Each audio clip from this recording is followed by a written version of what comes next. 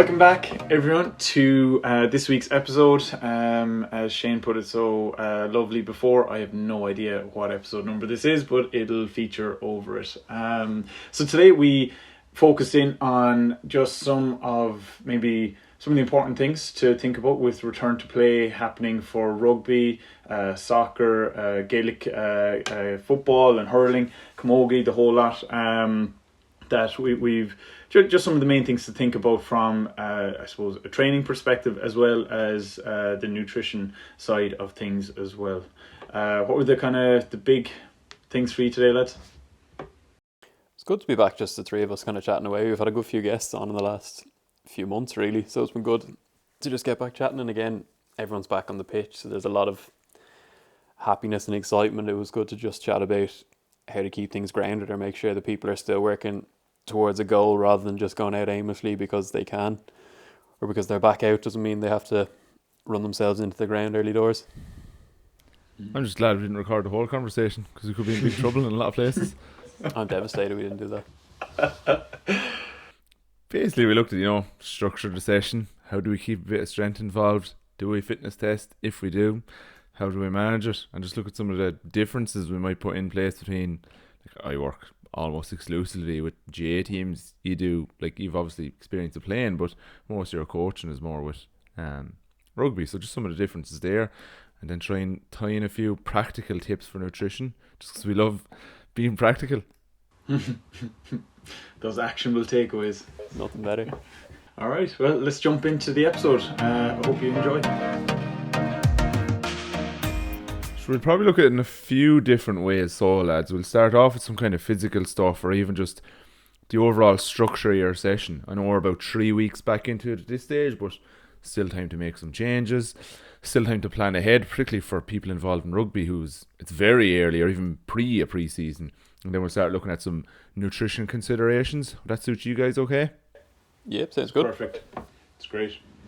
So, general structure of a session then, I know it being a few weeks in already, we do have to be mindful even still of just the overall amount players are doing in a week. Some lads have been training, or ladies have been training really hard and have used lockdown to get way stronger, get way fitter, get way faster, correct some major movement imbalances or weaknesses, whatever. Others have not and have had the greatest rest of all time. And I say rest in inverted commas there. And for them to return to training, and it is difficult for us as coaches to balance the load of the player who's been running hard for 3 months alongside the player who has been doing the opposite of running hard for 3 months, and to try push them but still meet what they need to get better is quite the challenge. And I'll say that straight up, and that's why you need to be mindful of how long a training is, not to overload players too quick, because if they break down in the first week or two, they're probably missing the next 2, 3, 4 weeks of training, which is where realistically fitness is going to be built up. After you spend that week or two, okay, my body's getting used to doing all this, now it can push on a bit and soak up all this physical work. What way are you thinking now? Because you're probably a few weeks away of returning to pitch or even gym sessions with your rugby guys.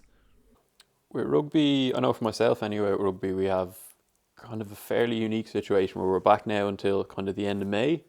Then we have June off, and then July will start pre-season.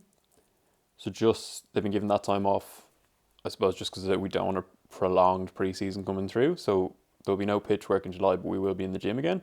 So it's nice now that it's, obviously we haven't got a huge, importance on fitness for the remaining, 2-3 weeks we have left of June. So it's mainly just been getting the lads back playing rugby again, which has been really good. And to be fair, it's been at a good intensity because the lads are kind of back. So it's mainly been as an S&C coach doing the warm-up and then monitoring the intensity to show that we're not banging into anything too hard. So it's not 0 to 100 straight away. And then I'm kind of looking forward now to having kind of a mini off season where it'll just be back to gym work, because obviously it's been so long since we've had a sustained period in the gym as well. So kind of works optimally now, nearly coming into that pre-season that'll start July to really hit the ground running. So you get a little bit of pitch work back and then get a base in the gym, so we can really push pre-season to actively kind of, I suppose, achieve goals, and we have that month to lay down the base work or to get to a starting point after so long off. And are you looking to build in a decent amount of contact now because it's been so long without it, or do you have to be very careful of how you layer that in? It's careful enough because we're still in pods of 15 as well. So there's not a huge degree of contact at the moment.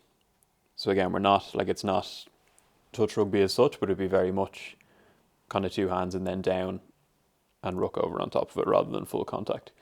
So again, I don't think we'll probably come back to full contact, maybe the last week beforehand, but again, there's no real benefit to going back to full contact before we get a month off. Does that make sense? So it's better getting them back, getting the ball in their hands, skill acquisition stuff, rather than putting contact in purely for the sake of it for 2 weeks and then going back to an off season and having the baby in again. And Damien, would you back playing football but looking to coach rugby? How have you noticed the difference there in terms of time and when games are likely to happen? I think the big thing for me is that rugby can, and this is the kind of approach we have at the moment, is you can enjoy getting the ball in your hands, enjoy playing a bit of touch. You can make touch a bit rougher over the next few weeks to kind of get used to, so the big thing about this month really is just have a little bit of maybe, in-house competition between lads, 5 aside, 5 and 5, 7 and 7, just leave them at it and just enjoy playing it, get used to spatial awareness, getting used to, I suppose, how to get yourself moving, how to engage with lads looking to kind of come into the tackle range with you and stuff like that, so that you're not just jumping into contact, because lads, last year I saw lads were putting their heads where they wouldn't put their boot, and just out of pure, lack of practice really, and so that's kind of how we're going rugby, but they've a lot of time to enjoy playing ball, have a bit of a laugh, and just enjoy the sport for what it is, and as a bit of a hobby before it gets in towards that end of June, start of July, where you're starting to kind of go, right lads, we need to start being a little bit more serious here and working on style of play, very specific fitness, strength goals, and that. So that's the big thing for rugby really at the moment. Whereas with the GA, what are we, 4 weeks away from our first game? Enjoyment is secondary, I guess. It's very much like, how do we get ourselves to a point? I'm not just talking about us specifically, my club, but something I'm seeing around Killarney many Legion, other clubs. for all you Kerry fans with the rival.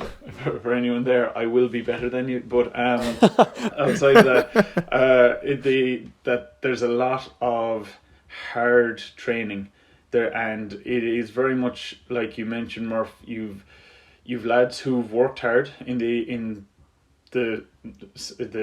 recent off season, again really long off season. There's people who are conditioned well, but because everyone has this deadline that we've games coming at this point, and it's gung ho, everyone's hell for leather going, that you're seeing lads maybe push themselves further than they're currently capable of going, due to maybe not doing any conditioning over the last few months. And yeah, I do see an issue there with the GA on that side. I've no idea what's going on with soccer. I've no idea what's going on with that. But from a GA perspective, I see issues with just the fact that there's no real let-in time. It's very much the curtains were opened and it was just go. Whereas with rugby, there's a chance there for lads to get back enjoying it, ease into things, ease into different movements. I can go up there and just run them through a small little bit of a warm up, and then relatively just leave them off to themselves, just to kind of enjoy getting the ball, as I said, working their skills. But yeah, so they're very kind of different approaches at the moment. I think soccer would be, outside of professional soccer, it's going to run on the same kind of a timeline as rugby, so they have the same bit of time to play with just to get back to playing the sport. Are they going back to a winter league in Ireland next year? No, so League of Ireland professional level will stay as a summer league, but all the rest of the soccer would work in a winter league. Because most of them had changed to summer a year or two ago, had they? Some of the the elite level, I suppose, the All Ireland League, so LOI 13s, 15s, 17s, 19s, that programme I think runs through the summer, but normal club football will be run as a winter league. I think, to be fair to GA as well, they did push out the Be Ready to Play programme, which was given guidance around getting back, and then it was very much on an individual basis what a club gave in terms of guidance to players to be ready themselves to get back on the field. And there was also like that individual responsibility on players. Like if you have a panel of 30 and you give them work to do, 15 will follow it diligently, 10 will do bits, not do bits, 5 will not do an absolute stroke. So you do just like, it's not entirely just on the GA that players aren't ready to actually go back. It's also the longest off season. Generally players will finish up September, October and be back January, February, whereas now they've finished up August, September and are now back in May. So it's a very long period. If you did not have a normal off season, like it's three months decondition, it's not ideal, but you get over it. It's been 6-8 months. That's a long time. Yeah, and again, the GAA didn't pick when training was coming back. Like it's not, again, it sounds here like we're badminton them, but like it was out of their control and it's just fallen that there's not a lot of time to do it. But like I suppose the other option was cancelling the championship for another year or pushing it back again, which wasn't really an option either. Yeah, no, I'm trying to be sportive enough here. Damien's really selling them out there. Classic Damien. Just looking at an overall structure of a session and structure of a week, like I've heard most of the teams around me are kind of 50-50 on 3 nights per week and 2 nights per week. Some are saying we're going 2 nights per week for the first month to 6 weeks, just to gradually build things back up. Also, as society starts to open up, they're giving players a little bit more opportunity of a weekend to have some more time off. Other teams are just going with the 3 nights a week and looking to stick to that structure for the season. I can see merits to both. With the teams I'm currently with, I'm largely following the same structure in the sessions throughout the week. I try and work off recently published Shane Mangan's publication on tactical periodization. We're trying to get Shane on the podcast. Shane, if you're listening, make contact please. Thank you. That way I look at, so say one team I'm with is Tuesday, Thursday, Saturday, the other is Wednesday, Friday, Sunday, and they follow very similar structures. And I'll just go Tuesday, Thursday, Saturday for the purpose of explaining it. On Tuesdays, I am very much focused on speed, a bit of hamstring resilience, and longer, straighter running, whether that be through dry runs, as I call them, with no ball, whether it be through drills that have a running emphasis, or on games, which bring in a lot of running. And I encourage the manager or hurling coach to do more shorter, sharper stuff, so the types of conditioning and just physical work complement each other. On the Thursday, I flip that. I do shorter stuff, accelerations, change the direction, more kind of mini games if I'm using them for condition. And I encourage the manager to do more larger sided games, so it's more open running. So you're not doing loads of one type in one session, then loads of the other type. It's a mixture, just some with more of the ball, some with less of the ball. And then the weekend session, so the Saturday session, will be predominantly games based with a block of strength work, so strength maintenance at the end. The way the speed work goes, warm up, some speed drills. I try where possible to do warm up with the ball.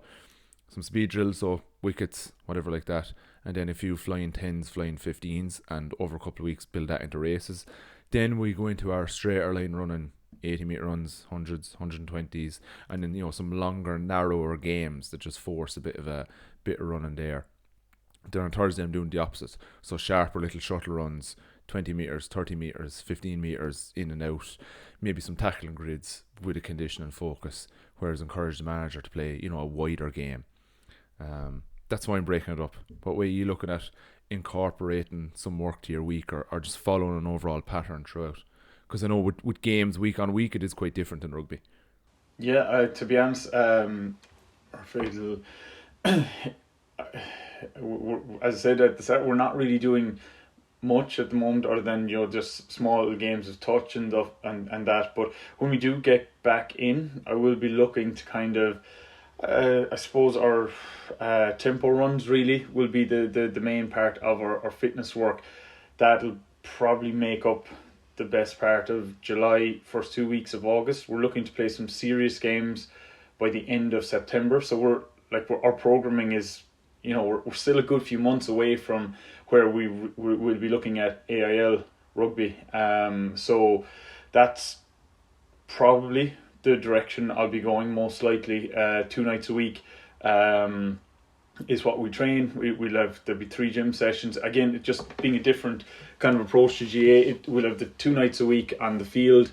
There'll be a bit of like just our kind of standard kind of warm up again, going through technique, movement, just trying to build up our heart rate a little bit in through tempo runs, mixed up with some I suppose active rest or active recovery, you might call it, whether it be bits of grappling or whether there might be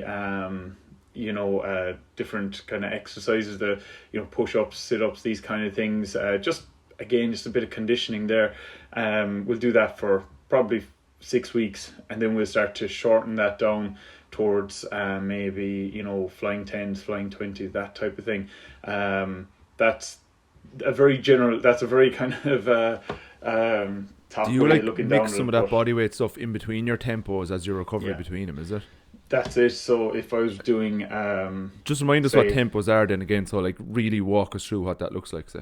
So so we're running the length of the field pretty much, but different fitness levels based off of our bloody hell, Bronco. Yeah, sorry. I was there looking at it in my head and I was like, why is the name not coming to? Based off our Bronco scores, we'll have probably 3 different lines that we'll be running. So we'll basically, once you've ran, it's kind of long strides really, but you've 20 seconds to get from start to the finish line. When you get there, then you have 15 seconds to do, maybe, or I give the lads 15 seconds to kind of get their exercise done, where it might be, do 10 push-ups, it might be 20 sit-ups, might be, might put in, 10 squats or something like that, and then they'll spend the next, 20 to 30 seconds, depending on their fitness levels, depending on how far along into it we are. Obviously, the longer break will be towards the start of the few weeks, and we'll be shortening down each week. Just recovering, getting to grips with their heart rate, their breathing, and then we go again. So you do 10 reps of that. No, you wouldn't do push-ups, squats, and sit-ups all in the. Like you run 1, you might do push-ups. The end of it, run 2, you might do your sit-ups. Run 3, your squats, and then you just repeat those. On 4, 5, 6, 7, 8, 9, 10. Do maybe 2-3 sets of those, and that's kind of the base of our fitness. That kind of takes up quite a bit of time. So you do want to get that out of the way. Obviously, you want to get your fitness done. Once you're back in the group setting in July, but also to allow you to have enough time to get ball work in, over in the weeks leading up to games. You don't want tempo runs in there, because just on the very simple reason, amateur sport, lads will come in after work, they don't want to be there until 10 o'clock at night. You don't want them to be there until 10 o'clock at night. So you just want to keep sessions, in that whatever 90-minute range, so that you can get ball work in, you can get your fitness, athletic work in, your conditioning in. But yeah, at the end of the day, it's the ball work, the position work, the actual rugby that lads will be looking to focus on. That's what they're there to play. So the conditioning is a nuisance to a lot of them. So that's the general approach that I'll take starting off. The tempo runs as well for that is obviously they are very time consuming.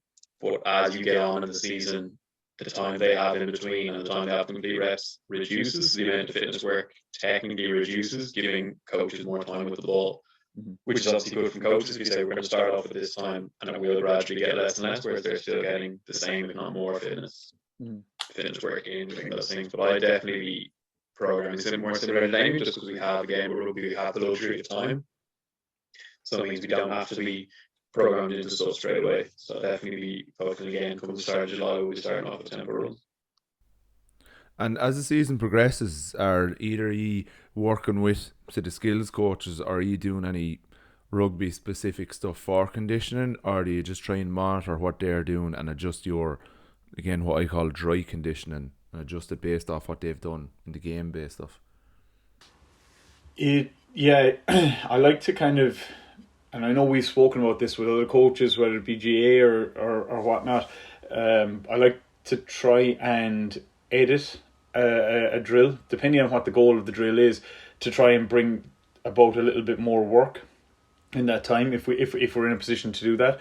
Outside of that, you can put, there's a whole host of different, maybe faster drills that incorporate some turning, change of direction, that kind of stuff that you might include there coming up towards games. Just speed work, really. Just that change of direction, being used to turning, getting the ball in hand if you can at all, with as many drills as possible.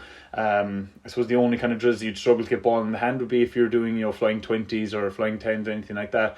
That's where you struggle to get ball in hand. But again, they're short, they don't take up a huge amount of time, so rugby coaches tend not to mind them being there. But I find it, I suppose, if we can get more work in through slightly changing the drills that they're doing from a rugby perspective, then you probably get more bang for your buck there.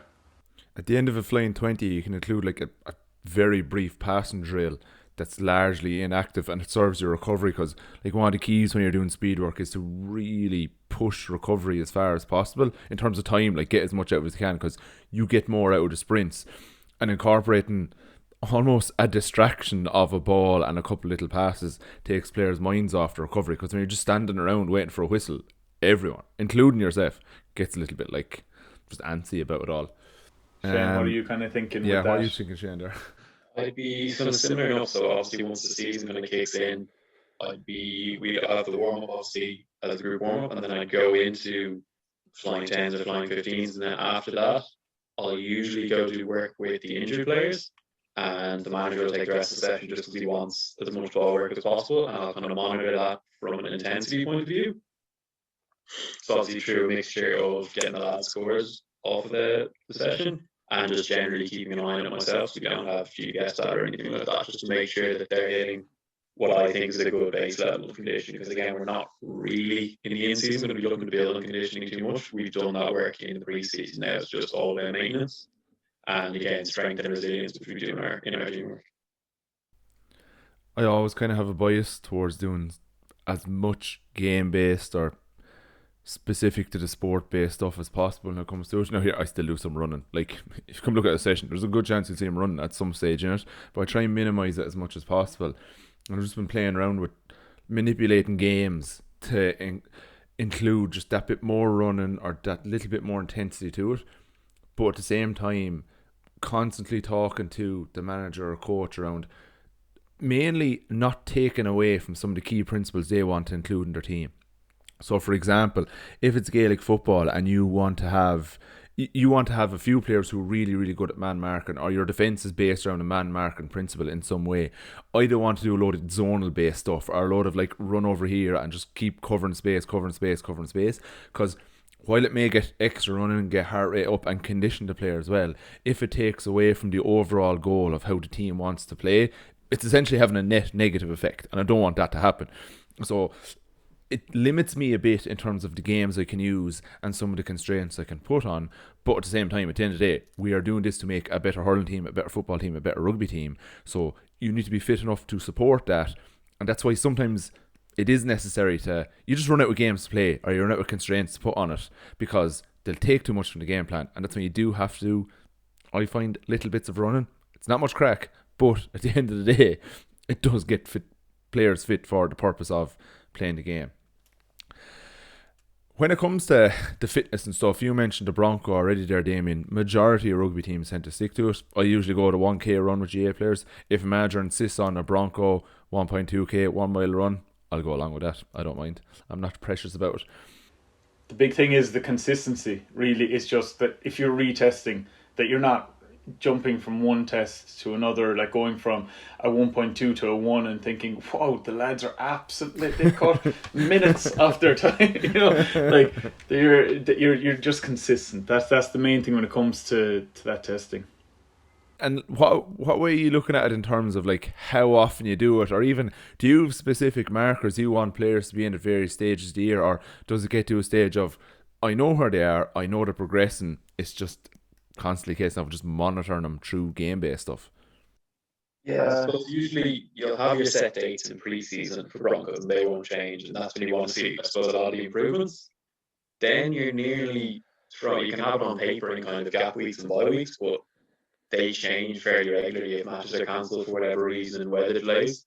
So if you can nearly be calling them kind of last minute enough, if you see a gap in the window that's maybe just before Christmas or at a period where the lads A aren't super fatigued and need that rest again, and B it's not like 2 weeks after the last Bronco and you're calling it for the sake of it. But it kind of fits in where the schedule allows once the season gets going. So again, I don't have too much experience in the GA world. It might be a bit more structured, but in rugby, there's a lot of chopping and changing with the schedule. It's meant to be kind of every 3 weeks you have a bye week, but it doesn't always happen like that. There's a lot of cancellations for whatever reasons, pitches and stuff. So it's nearly, you're kind of just trying to fit it in wherever you can from a programming point of view. So you have it loosely after pre-season, kind of trying to have it every 2 months just to keep kind of tabs on it. But again, it really falls wherever the schedule allows. Now, to be fair, GA is like really strict about rigidly sticking to a fixtures plan. Yeah, that was a lie. But anyways, and with rugby, the only other thing to kind of consider too, then, which really does make it tough to program, is it's a physical sport. Lads are hopping after. You might think, oh, there's a great week here. You know, we've no game coming up. You might end up with, say, pre-Christmas or something like that, and you're just like, look, let's just see where lads are at. And lads are literally almost being held together with tape, you know, and just reading the room a little bit and knowing that, you know, that you're planning with that testing may need to adapt is important. But I'd be a bit like Shane. I suppose maybe 4 times across the year, after pre-season, if I can get 4 tests in between once the season starts, I'm pretty happy with that, because then I can see if there's a massive dip or if we're kind of going in the right direction. You know, you get an idea. But yeah, it's so dependent on a number of factors. Yeah, again, like Damien said, it wouldn't be uncommon, especially with things like concussion protocol. You have a gap week and there's 10, 15 players who aren't training for whatever reason. So you have to have a good chunk of the squad to be able to run the Broncos as well. I find with the 1K, I don't think I do it more than 3 times in the year. It's generally something I want to see.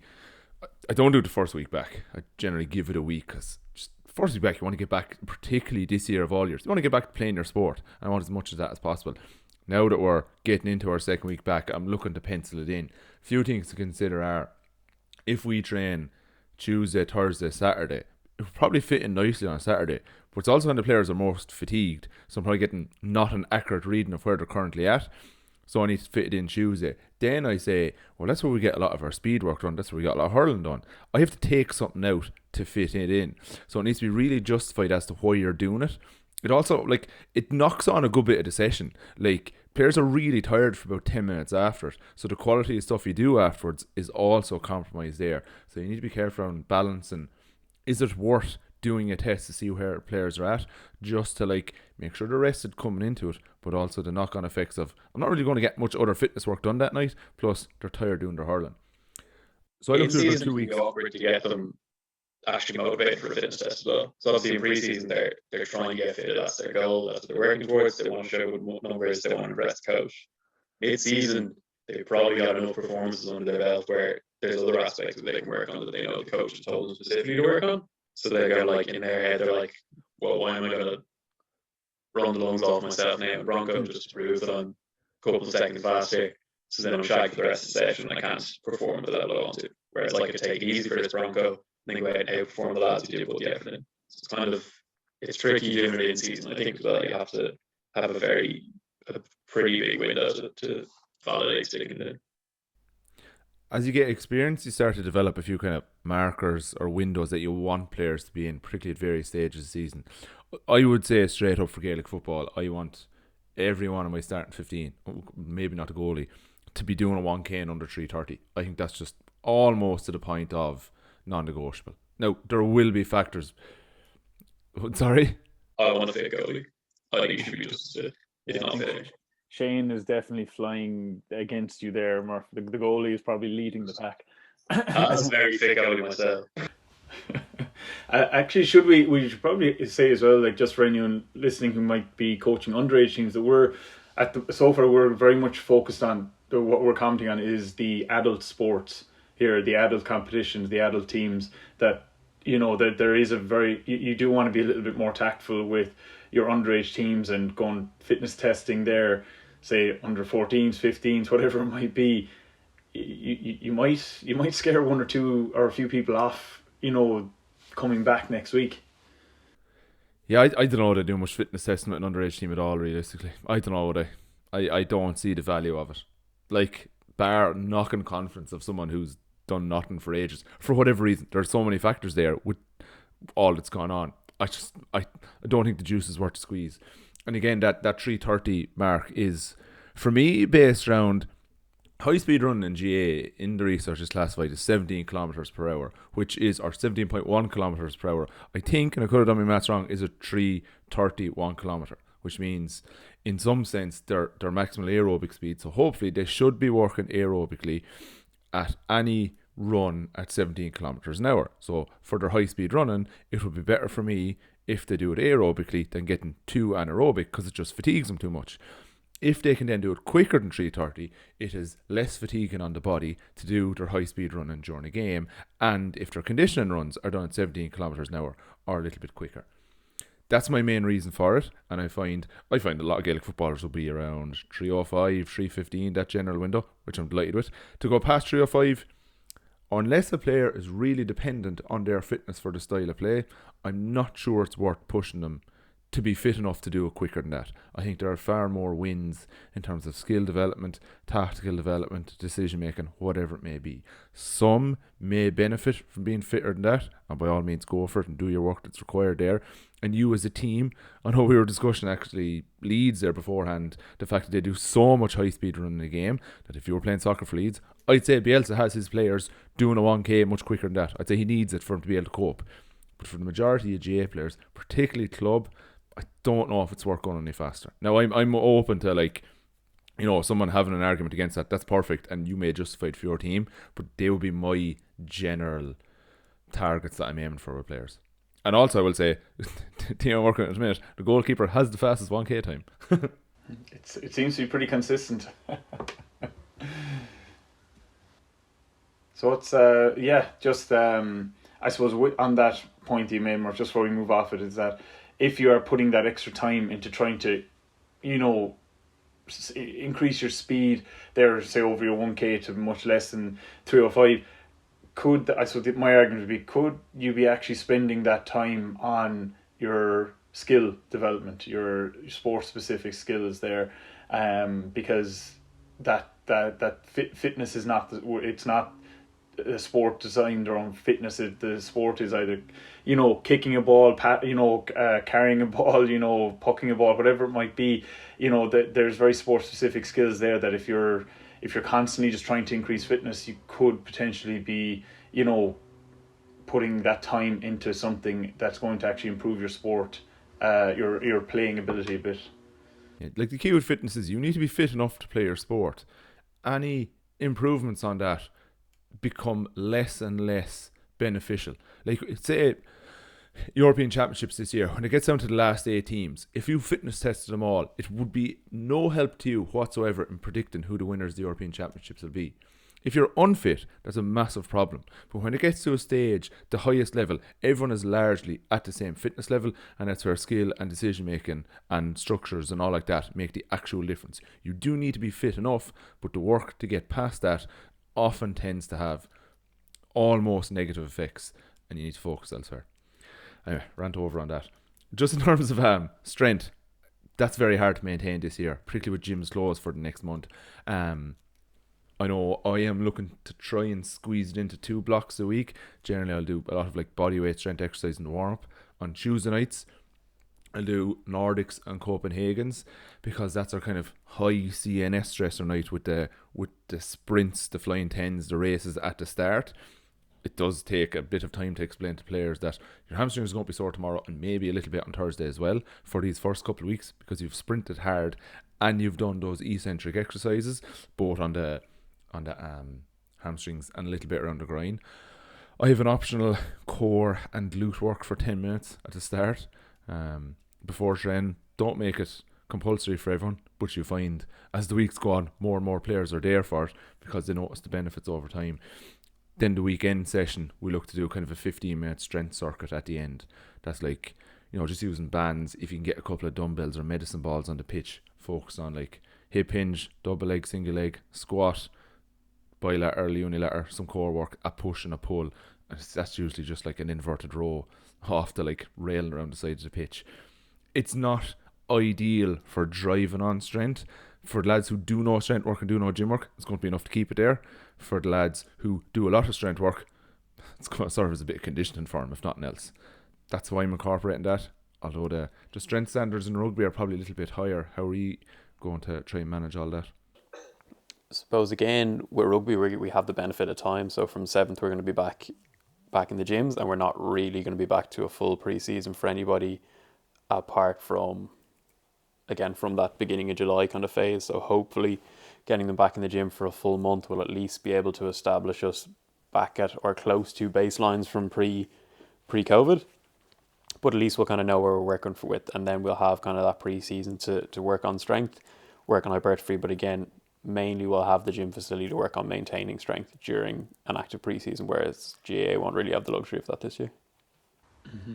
Yeah, and I'm the exact same, which does allow, because we have that luxury of time, and like normally this month of May, lads are on their off season, they're recovering from a full season of probably bangs and bruises and stuff like that, so it tends to be just whatever you kind of want to do. Some lads will be doing different bits, but some lads will be doing nothing. But because we have that time, it allows us it allows me and you to assess everyone individually and kind of just make sure that people are starting back on their own level, as opposed to just going back with a normal full team approach. So it gives, it's time really is the best part of what we have available to us in rugby. And just briefly before we start looking at nutrition then, if players are listening to this and are like, okay, I'm a little bit behind in fitness, haven't put in the work, is it possible to catch up? Do you just depend on your 2 to 3 pitch sessions? Or if you are going doing extra work, what do we need to be a little bit mindful of in terms of negatively impacting the pitch work, but while still getting benefits fitness-wise? For me, I think and obviously look, I know we're talking to a load of different people here at once, but for me, I think your best bet is to depend on the training that you are doing in a group setting, and not to, I suppose, go down the line of trying to add in your own sessions, simply because, and I suppose by adding in your own sessions, you're reducing your recovery time, and you're putting, I suppose, a much higher strain on yourself for over these few weeks, when training is probably going to be intense enough. It's probably going to be demanding enough as it is. So working on things like your mobility, like stuff like we spoke about with Robbie last week, that there's a lot of great pointers in there for getting back into playing at the moment. But for me, it really is, don't fill your week with too much, because you do need to recover. If you want to improve, you need to recover efficiently and well, and it's often one of those big things that's overlooked. So for me, I would be like, look, trust the training plan and schedule that's there at the moment, and try and build from that, but being smart with that would be my very general approach.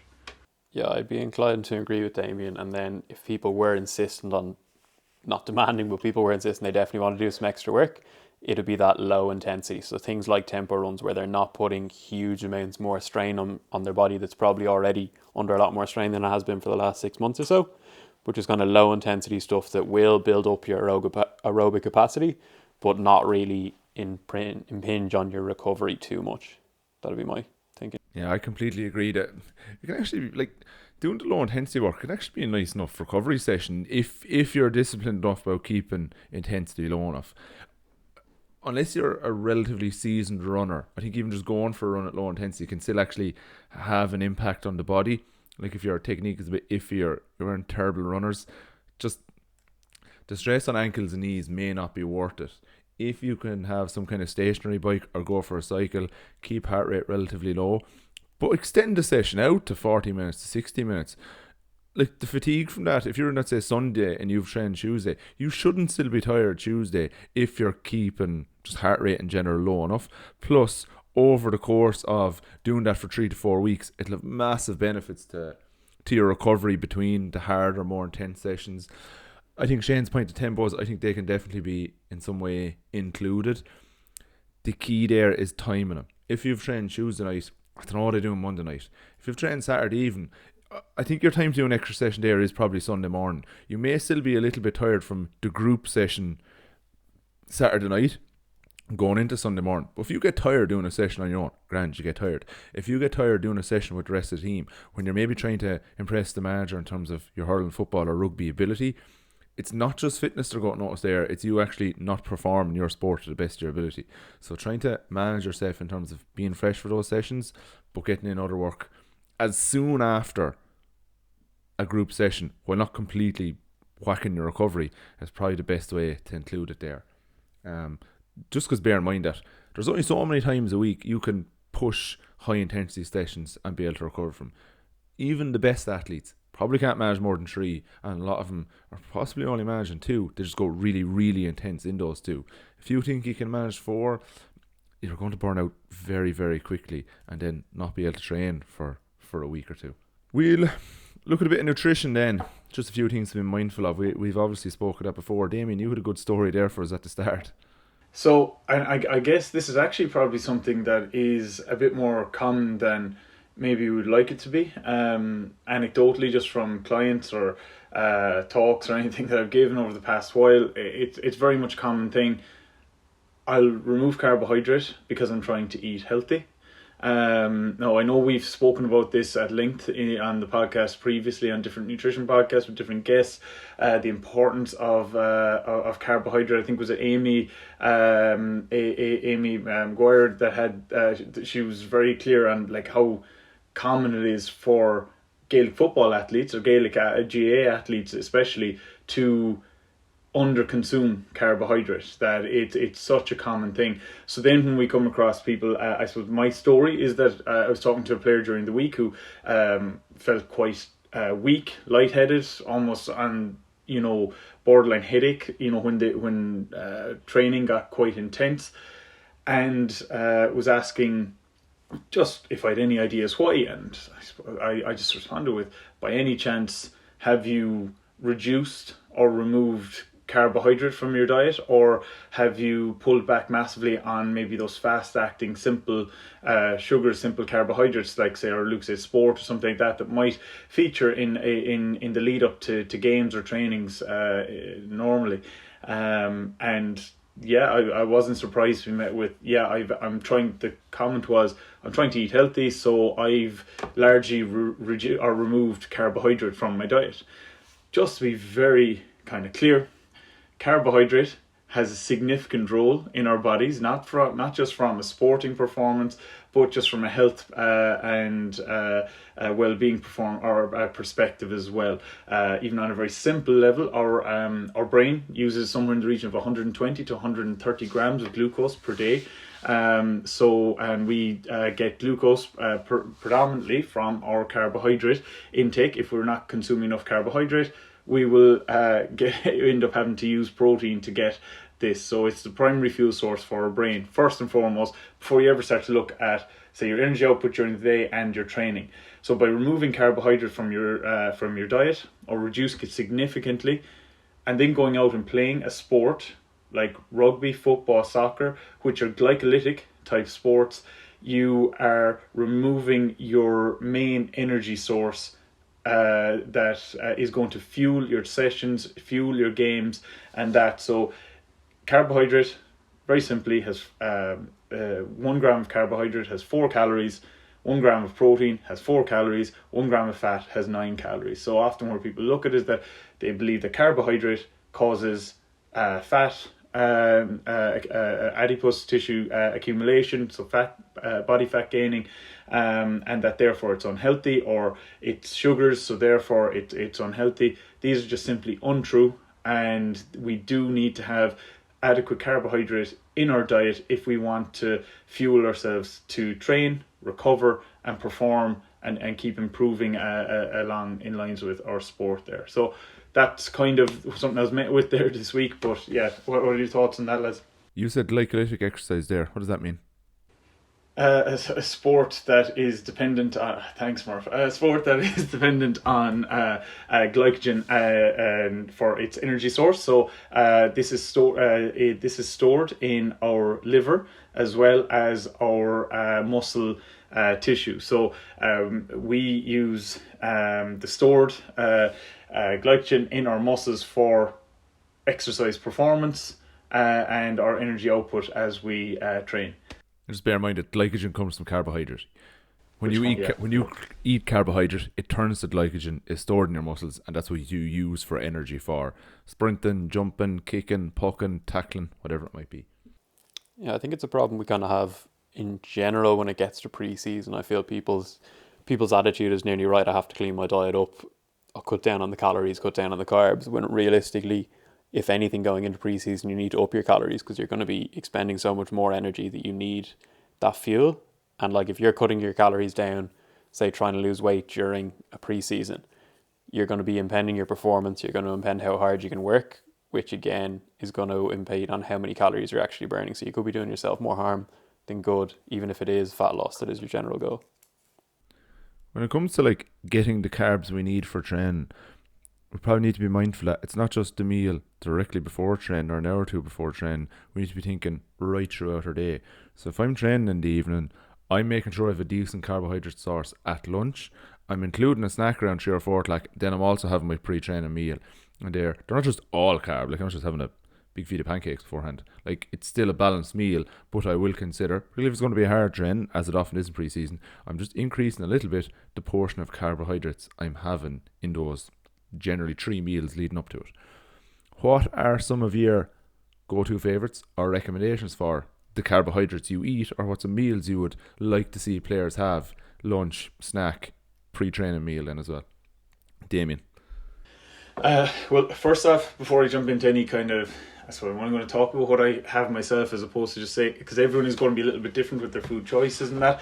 But the big thing that I suppose the first point I would talk to people about is that often I would come across, again in the pre-season, people may be skipping a meal, and often it's breakfast, and they might look at their lunch, maybe a snack as their way to get carbohydrate in or to get energy on board ahead of training. Just making sure you do actually keep that breakfast in there, keep that routine in there from a day-to-day perspective across 7 days of the week. Skipping a meal is just, obviously it's reducing your energy input, but if you're reducing energy input, then you're reducing the energy or the potential for energy availability there when you go to training. So, just keeping a steady routine there day to day, and just including a good quality carbohydrate there at each one of your main meals then to get you through the day. For me, I'm pretty I suppose routine in my day. I'll Greek yogurt, granola, berries, bit of honey starts me off. Lunchtime then could split between, some days could be a bit of couscous, salmon. I suppose I'm literally just talking about today, couscous, salmon salad, but anything, pasta, rice, whatever it might have, just slightly increasing the amount of carbohydrate today just because of training later on this evening. Then I suppose you just want to be careful that you're not, say, maybe finishing up your work day at 5:30 and then having a big dinner there at that point, and then maybe going out to train at 7 or 7:30, where that food could still be kind of digesting, could still be there in your gut, being broken down, or in your stomach. Because if the food is still there, it's being digested, then you do run the risk of maybe feeling a little bit nauseous, or so basically the food coming back up, or even just feeling cramp or sluggish, or anything like that. So just to be kind of mindful there with your timing of meals, that you are giving that maybe 3-hour window between when you'll have your last large meal and your when you plan to start training. And I suppose with that, with a lot of teams, say maybe starting at 7:30, we'll often see players going out in the field for 10 to 7 o'clock starting their exercise. So maybe plan around that time rather than the 7:30 time. But again, just focusing on carbohydrate. If you're looking to have something as a small bit of a snack in between that last meal to kind of get you if you find that maybe you get a bit hungry, leaving that length of time. Something simple like even some toast with some jam or something like that spread on it, just to kind of keep hunger at bay and just increase overall energy being provided. Shane, I'm guessing you're having porridge oats. Of course. What else do we having? But yeah, with those, I think one of the most important things about that pre kind of snack, again, like Damien said, it can be anything, even like I use those little Ice Crispy marshmallow bars a lot just because they're really fast acting sugar, they're really light on my stomach, and I just feel I get kind of a nice kick away from them. But the main thing before that is you have something that you've trialed before. So coming into pre-season, coming into matches, just make sure you've tried it before, because like we can give you the best recommendations on paper, but if it doesn't agree with your stomach for whatever reason and makes you sick, that's the last outcome anybody wants from a performance point of view. I've returned to being a 5-year-old and I started having ready break before training. It's so light on your stomach, nice and fluffy, tastes nice by adding a little bit of honey and some nice chocolate protein. So I'm eating chocolate before I get to go. And it's actually lovely. Did you get a toy in the box as well? Yeah, I do actually. I have a shelf of them at home. Getting the full collection of superheroes. I did a workshop with a team there. I did a series of them, but one of the last ones was getting the players in groups to design eating plans for themselves around potential training scenarios. So they were very good to put it together in that, say, train 7:30 on a Wednesday evening. They will all be coming from different working days in different places. So they were able to put it together. A couple of teachers on the team, they will cook a double dinner the night before because they're home at 4 o'clock, 4:30. They can eat a dinner and they have enough time to let it digest before they go train. That's ideal for them. Other players are coming straight from work to training. So they need to be mindful of having some overnight oats in the car, in the fridge, wherever it may be. So it's eaten around 3 or 4 o'clock. They just maybe shorten lunch by 10 minutes. So you give yourself 10 minutes to have that. So you're carved up, and maybe a Nutri-Grain and a banana in the car on the way. Other players who maybe have access to a canteen or at home, they try and eat their main meal of the day with the extra carbohydrate at lunchtime, and same thing with the snacks later on. Whereas other lads are holding their dinner till they come home. Which is best? The one that suits you, your working day, and wherever you're coming from. There's no one better than the other. And just some of their opposites, they have a chili cooked on Monday evening that does for a couple of days, and you can alternate spuds or rice with it. They cook up a few chicken fillets, and they have microwave rice, a wrap, some microwavable or straight to wok noodles. So it's just a really simple and quick carb source to have there with it. And the last, so on that note, then, so that I suppose that's on fueling, I guess, and preparing. But then we did get a question just in around how to manage, I suppose, weight gain and weight loss. Maybe we should touch on the two separately, but maybe on weight loss first, that if you're looking to manage, you're trying to bring your weight down, but you're also trying to ensure that you fuel yourself for your trainings. I suppose it takes a little bit of trial and error, I guess, for a bit. But first off, again, I know I'm very annoying, but having a routine that you follow each day makes it very easy to be able to kind of chop and change, maybe to increase your amount of carbohydrate that you might have in a training day to help you fuel your training session, and just to be able to know the difference between that increase and maybe the following day where you still need to have carbohydrate coming on board, because often what we'll see is that people who are trying to maybe bring their weight down or drop some body fat will almost remove carbohydrate the day after training. You still need to replenish the glycogen stores that you've used up in your training the day before. So having carbohydrate there is important from that perspective, but also from your overall energy perspective there each day. But just maybe having lower quantities of that, keeping protein pretty consistent across the week would be something I would suggest. Because we're in a kind of a pre-season at the moment where there is, I suppose there are a lot of DOMs going around the place, so delayed onset muscle soreness, just for anyone who might not know what that is. Just keeping your protein maybe a little bit higher to try and retain that lean muscle tissue, but also to recover efficiently. Just from a general perspective, I do kind of ask or guide people to be in that maybe 1.8 to 2 grams per kg of body weight from a protein perspective, pretty much kind of across the week. That way you're ensuring that you're remaining full, satiated after each meal and throughout the day, but that you're also promoting quality recovery.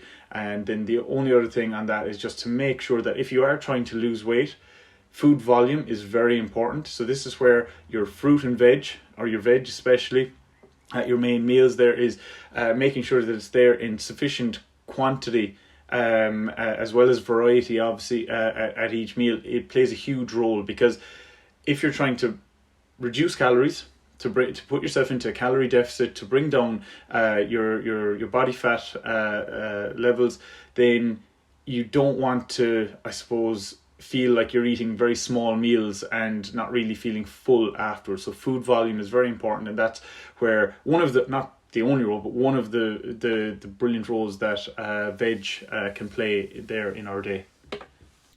At a really basic level there, you're looking to eat the same amount of protein pretty much every day, whether you're training or not. I usually say try and have 5 palm-sized servings of protein across the day. A chicken fillet, 3 eggs, protein milk, whatever it might be. Okay, you have a big hand of protein milk, but anyway. And then you just adjust the amount of carbohydrate you're having every meal. If I'm training in the evening and I've a chicken fillet lunch, I've a piece of salmon at 3 o'clock and I've a burger or some mince for my evening dinner. If I'm training, I'll have 80 grams of rice chicken. If not, I'll have 50 grams, but I'll have a little bit of extra veg.